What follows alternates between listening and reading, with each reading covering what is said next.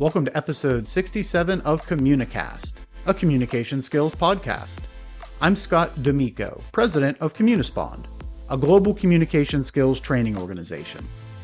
Earn your role, model good behaviors, share your knowledge. Fantastic advice from my guest this episode, Carlos Alvarenga, around how to grow your career. Carlos is a researcher, writer, and expert on persuasion.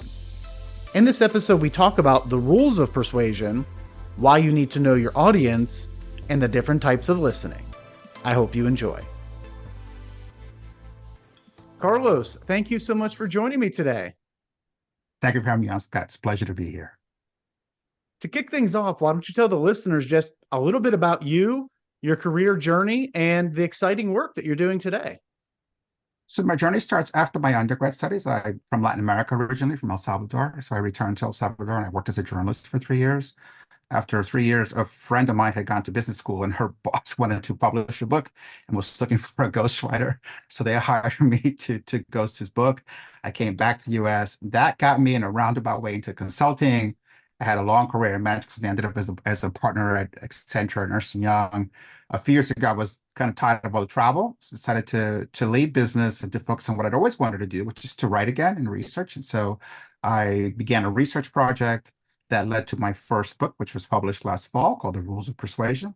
And then right after that book came out, I entered the PhD program at the University of Maryland English to do research for the sequels to the book. So right now I am a full-time doctoral student / researcher / writer. Outstanding. And what had you land on the topic of persuasion? It was a funny story that when I left consulting and I began to research, I wanted to volunteer with nonprofits just as a way to give back. And also because, when you write, you're a little bit isolated. So this is a nice way to stay in touch with people.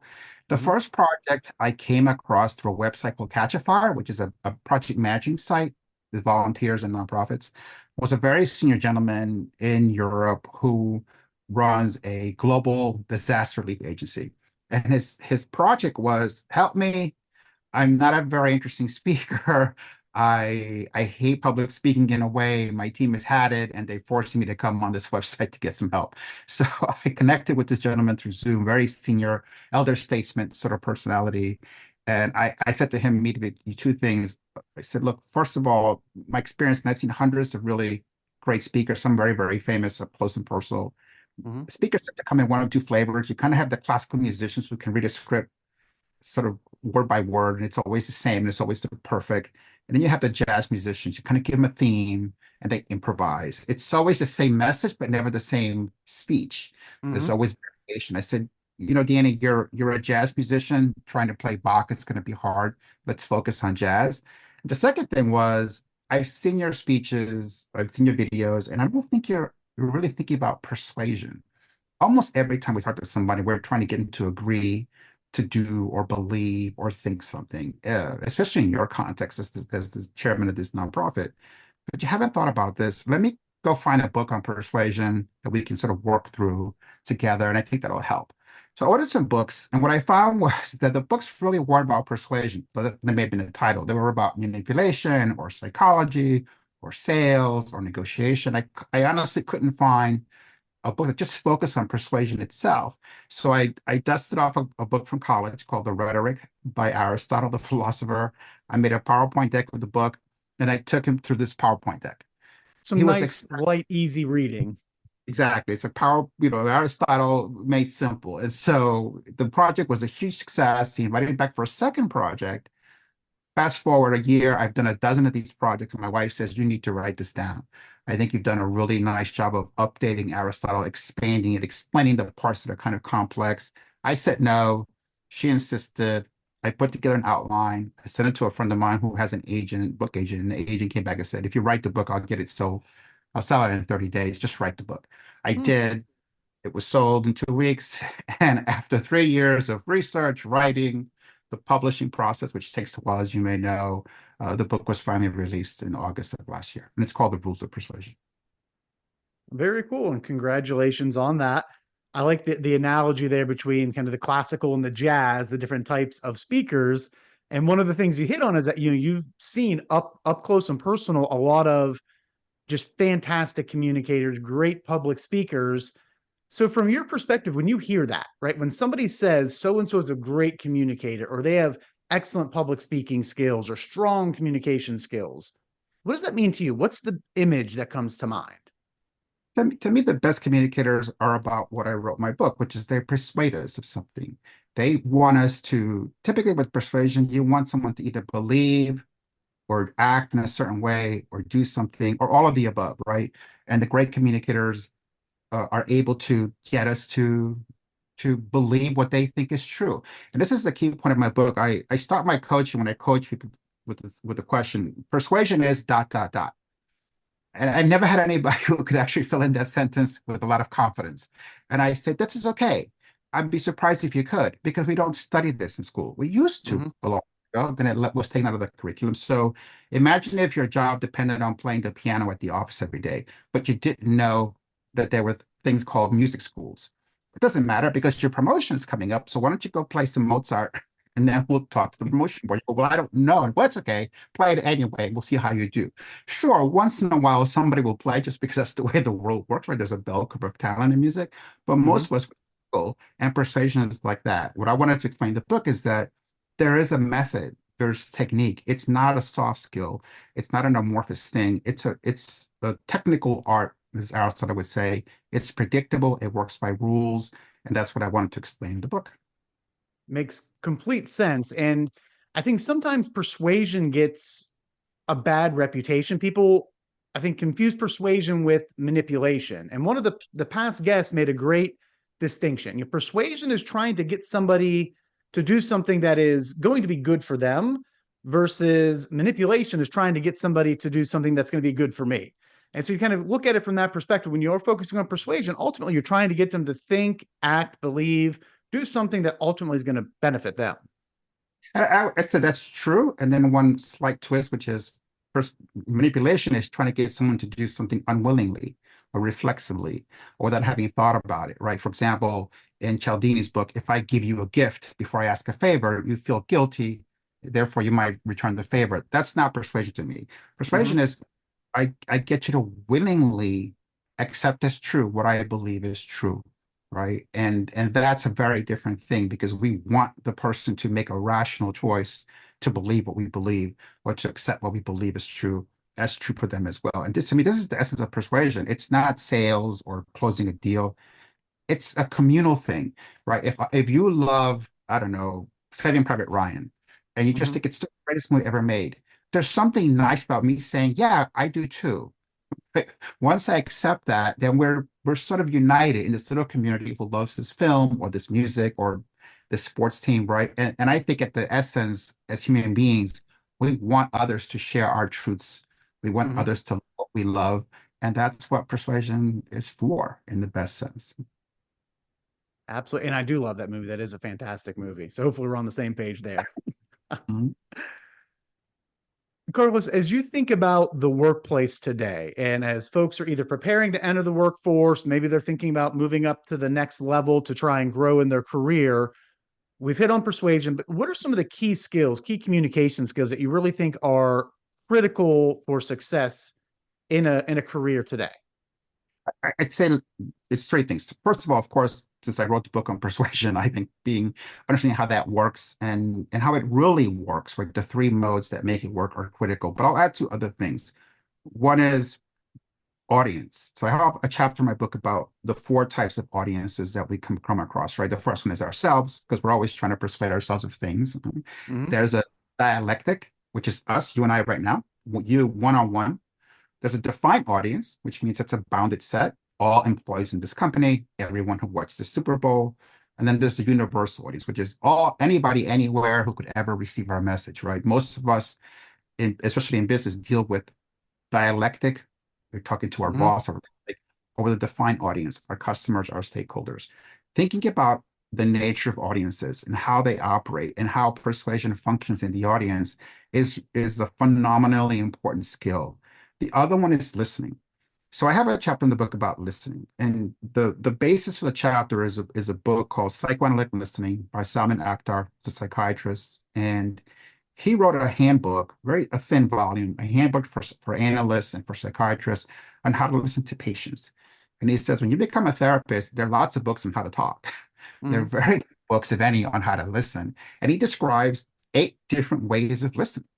And I think it's important that if you are a master communicator, one of the graces you have is you're able to listen in different ways and with specific purposes.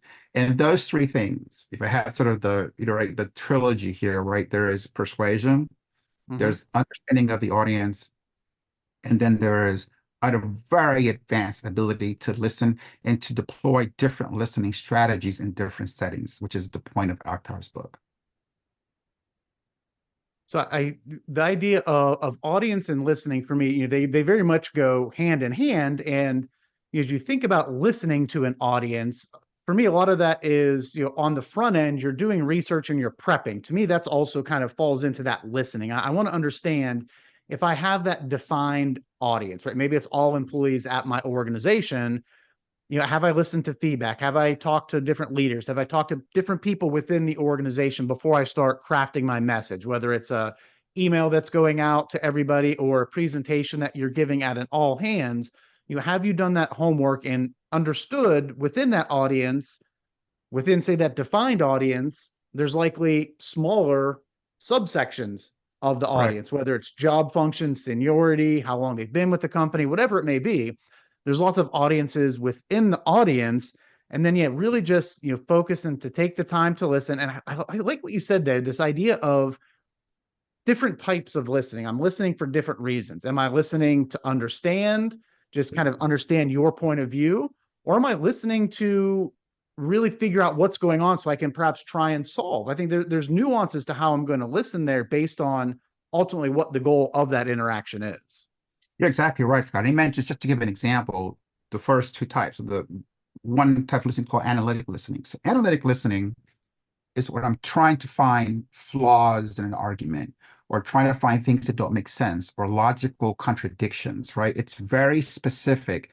And I'm looking for things that don't kind of go together, right? So in business, people tend to default to this, right? Well, what you said didn't make any sense, or you contradict yourself, but that's not always useful.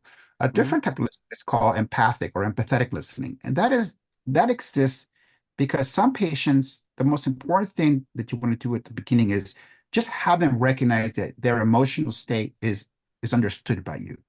You're very upset, you're traumatized, or whatever it is, you're angry. Before we can do anything, you must believe that I understand that. So he says, in this state of listening, I'm not worried about what you said doesn't add up, or you said it was a Tuesday, now it's a Wednesday. It doesn't Mhm. matter. Right? What matters is that you believe that I understand and I respect the emotional state that you're in. And so when you're doing the second, pointing out inconsistencies is the worst thing you can do, right? So you must be in a different state of mind. But there are, as I mentioned in the book, when you think about deploying a listening state, you should be very intentional.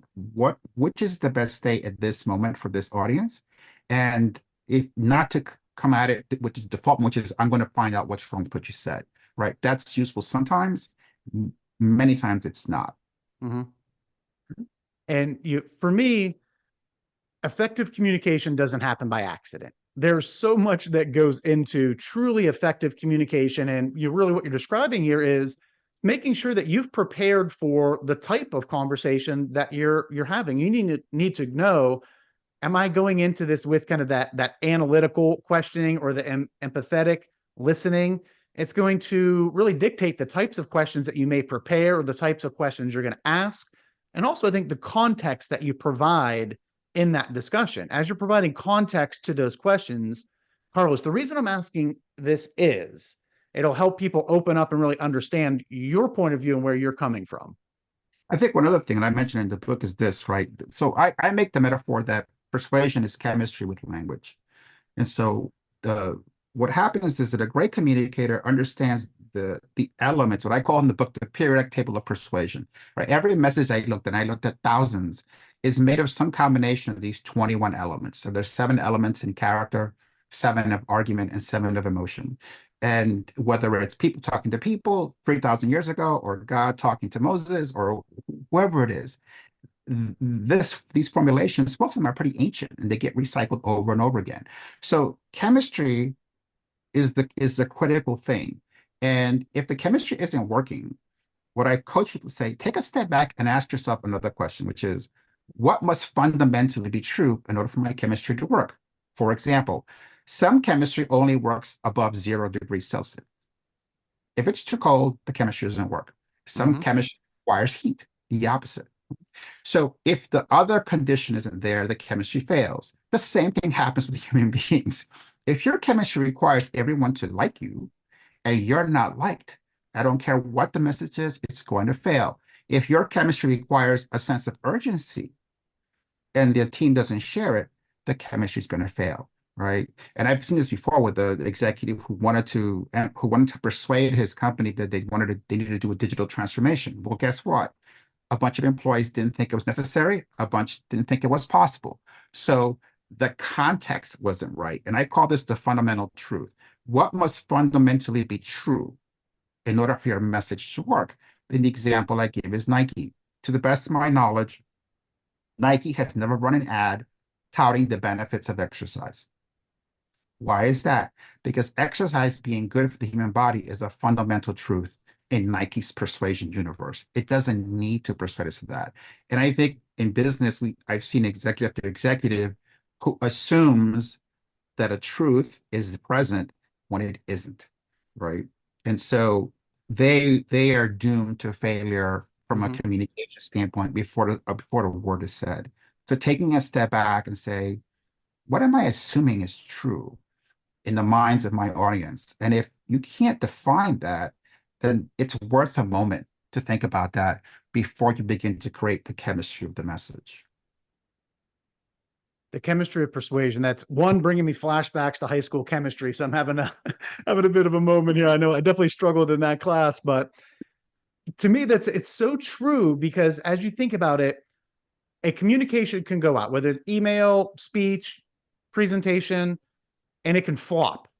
But Right. you go back and make one tiny tweak to it, and it can resonate. Because as you said, maybe that message was below 0 degrees Celsius, so it was never going to work. And that's why sometimes just that fine tuning of a message can make a massive difference because the chemistry was out of balance.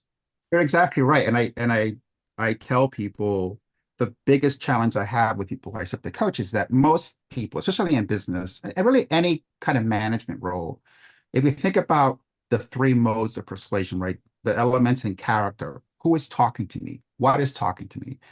The arguments, logic, proofs, evidence, statistics, PowerPoints, and then the emotion. What do I feel when I hear this message? People almost always overemphasize the second. So what happens is it's like a ship with three masts, but only one sail is working. It's doing all the work and it's getting kind of tattered, right? So oftentimes I say, look, you have these two other sails that are sitting, lying there rolled up. Let's unfurl those, even just a little bit, and watch how much better the ship is going to sail. And I'll give you an example. Emotion, which most executives either can't use or don't want to use, is a fantastically powerful force. And with this person that I started working with, very serious person, very august kind of character, and had no emotional component to his pitch. And I said to him, look, let's add a small amount. Before you close, I want you to take 60 seconds and I want you to tell them the story you told me, which is how you met this organization 25 years ago and why you joined it and why you've given your life to this cause. And when he did, his natural love of helping humanity and of what he did and of the people who did it came out instantaneously. And it was remarkable, right? And all it took was 30 seconds, maybe 60, but everything worked. It's like a catalyst and a reaction, again, to the chemistry metaphor, right? Mm-hmm. All the elements are there, but you know what? Nothing's happening. A drop of the catalyst, and suddenly things begin to move, right? And that changes everything. And I think you're right. Oftentimes, the elements are there, either proportions are off, or you're missing an ingredient that activates the reaction in the mind of the audience. And just by adding that one thing, suddenly it begins to work. Emotions are a powerful tool when it comes to communication, especially when you said those levels are right. To get that emotional or visceral response from the audience, we think about, what are your vocals? How are your vocals compared to your message? What is the verbal? What am I saying? And then what's the visual? So if I'm talking about something high energy, very exciting, but my body language is off and my tone is flat, there's that disconnect between what I'm saying, how I'm saying it, and how I look when I'm saying it. But when you get those three right in alignment and then you layer stories on top of it, that's ultimately where the magic is going to happen with communication. You're going to get that reaction, using the Well, chemistry sorry, term.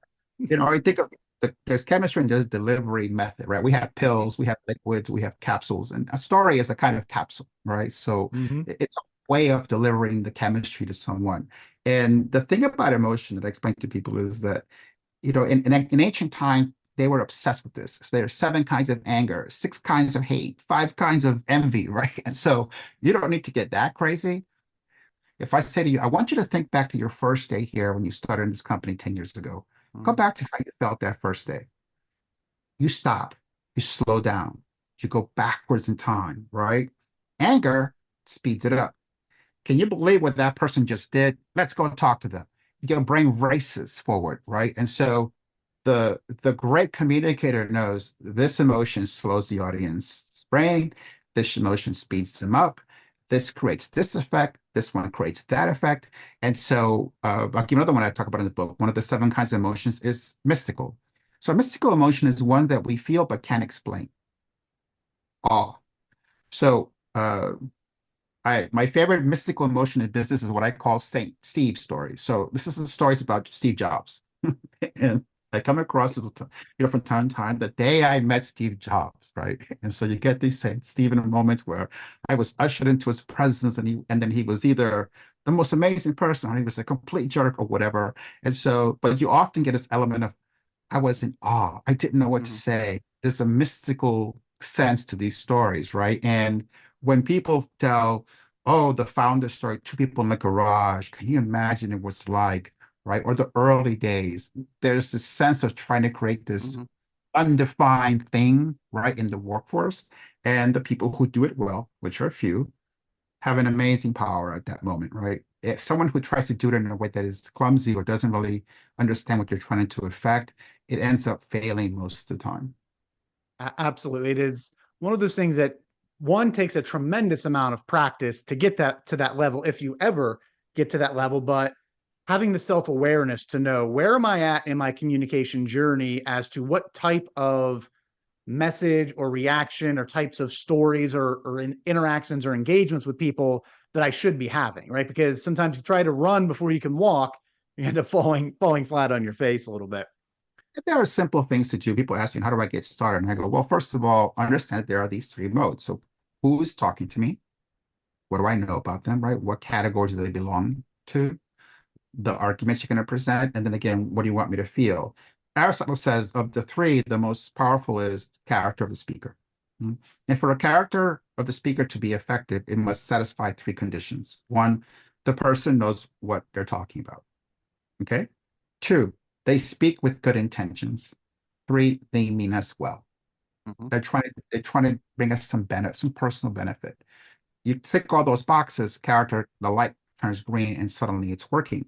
And what I've coached people, at first they don't know, well, what should I say about myself? I don't have anything to say. And I've never had anyone, but when we talked about this, even for 15 minutes, we couldn't find something in their character that makes them more persuasive. Right?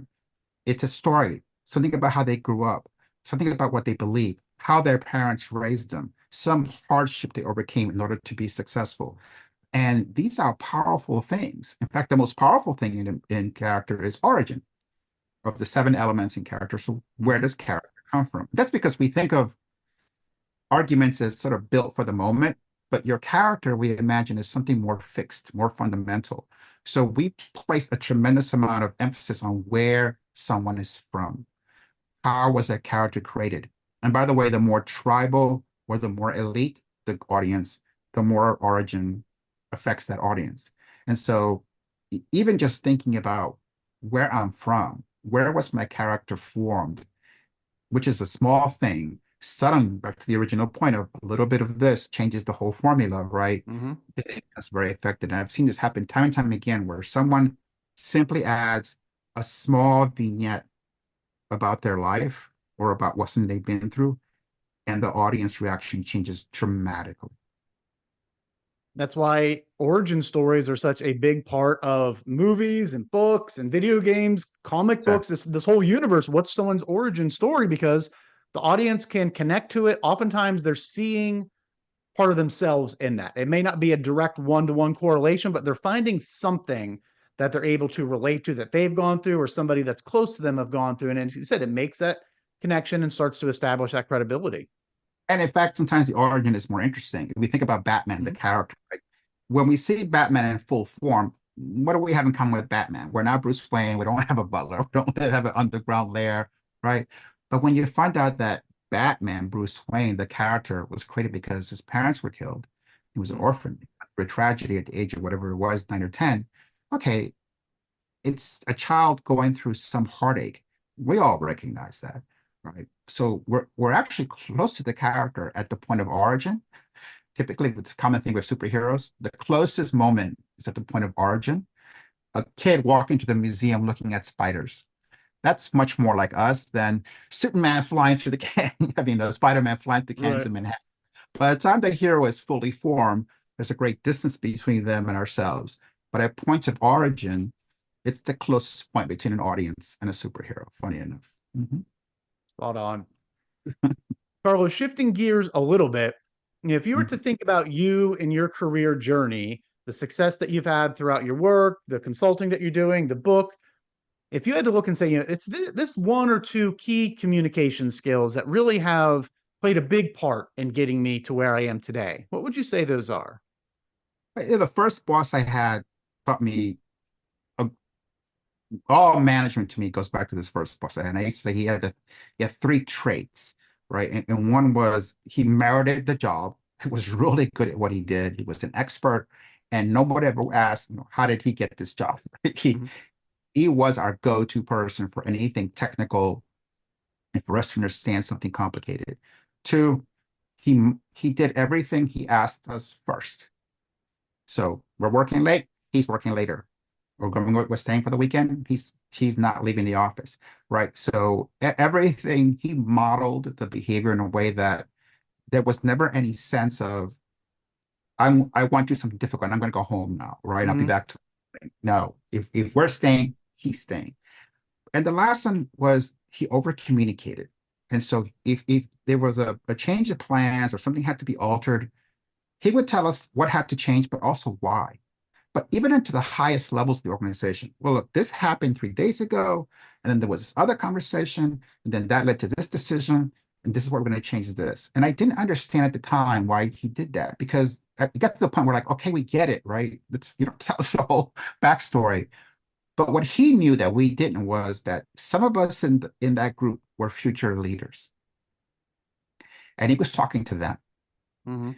saying, hey, he was building trust in those who weren't, but in those who were, I'm showing you now, early in your career, how decisions get made, how things are connected, so that when you get into my job, right, you understand the sequence of events that lead to these things. And it was an amazing lesson. And I didn't get it at the time. I got it much later, but it was management training in what sounded like an explanation, and it wasn't. And I never Mhm. forgot those traits, right? First of all, earn the job, model, right? Lead by example.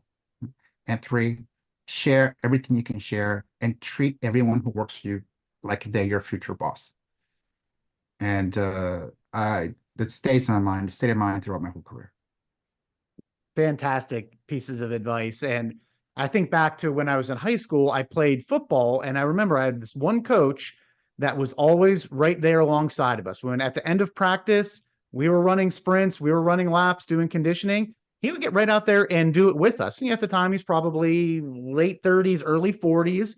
So out there hanging with, 16, 17, 18-year-olds from a conditioning perspective in the off season. He was my Mhm. workout partner. So if I was Yeah. deadlifting, I was benching, squatting, he was right there with me. So he was not asking us to do, even as uncomfortable as it was and as painful it could be, Mhm. He wasn't asking us to do anything that he wasn't willing to do. So it's this great leadership thing that I've always picked up on, that if I'm going to ask my team to do things, they better be things that I'm willing to do, that I'm capable to do right alongside with them. And I love what you mentioned, kind of the why, sharing the why behind things. And I fortunately have leaders as well, that it's sometimes, like you said, you mentioned, you don't pick up on it at the moment, but we be in his office, he just kind of turn his screen and show me something that he was doing, or kind of tell me why this was going on, or why decisions were being made. And you said it's prepping me for the next level, whether it was 6 months or 6 years later. Those types of lessons stuck in my mind.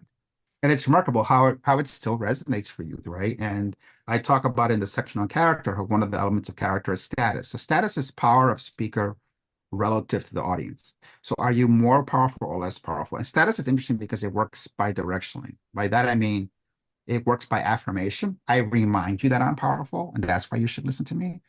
Or it works by negation. For example, undercover boss.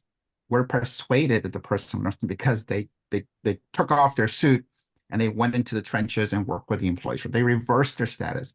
And when we saw your coach, right, or my boss, that's exactly what's happening. They had the power to say, run the drill, run the mile, and sit back and watch.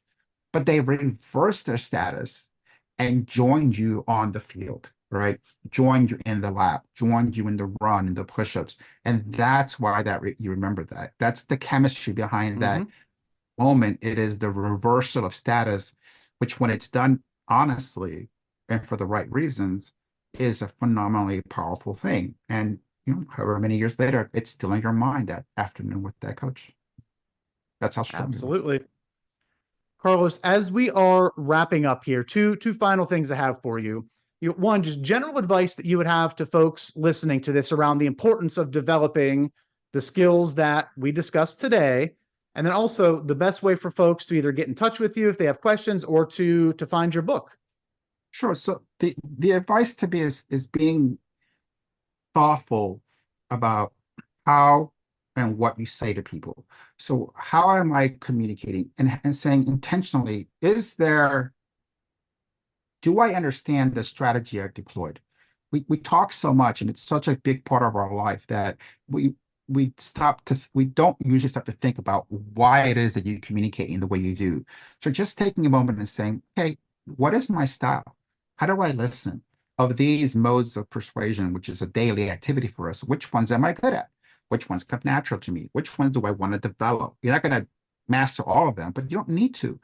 Just being good at a few things is typically better. The bar is so low, to be honest with you, that even just getting okay at it, that usually puts you much farther ahead than most people, right? And so understanding the mechanisms and thinking about them, and saying, just taking 5 minutes before you go into a meeting or a speech presentation, and asking yourself, what am I saying? How am I saying it? What does the audience believe before I've said a word? And sometimes just those few questions asked ourselves will cause us to modify something, to change something, and suddenly we become much more effective. As for the second question, the book is available on Amazon, Audible, Kindle, basically any format you like. I was asked to do the narration for the audiobook, so my apologies to anyone who gets the audio version. For any errors are mine. That's me talking. And you can also go to carlosalvarenga.com, which is my author site, and all my stuff is on the site. And you can actually reach me through the site as well. I'm always happy to hear from readers, from anyone who follows the topic of persuasion. Perfect. I'll be sure to include those links and ways to get in touch with you in the show notes. So if you're listening to this, want to reach out to Carlos, look at the show notes. You'll have the links there.